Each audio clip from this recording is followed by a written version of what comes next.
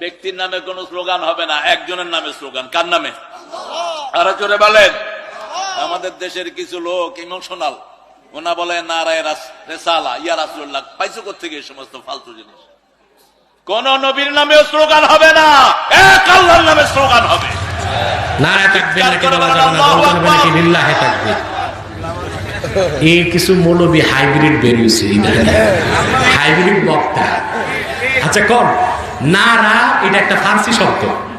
নারায়ে তাকবীর মানে তাকবীরের স্লোগান, তাকবীরের স্লোগান। আর এই ক্ষেত্রে তুমি ফার্সি বাদ দিবা তো আরো ফার্সি শব্দ যে আছে, নামাজ, রোজা, ফেরেশতা, জাহান্নাম, সব তো ফার্সি, তো সব বাদ দাও। এটা হলো ভিন্ন একটা স্টাইল দিয়ে নিজের পরিচিতি অর্জন, বুঝলেন? আপনি লিল্লাহি তাকবীর বলা যাবে।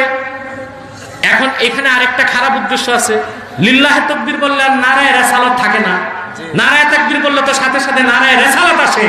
নারায়ে রিসালাতকে বন্ধ করার জন্য এই জাহেলের দল এই নতুন স্লোগান চালু করছে। আমরা যেটা করছি আগে ওইটাই করবো, নারায়ে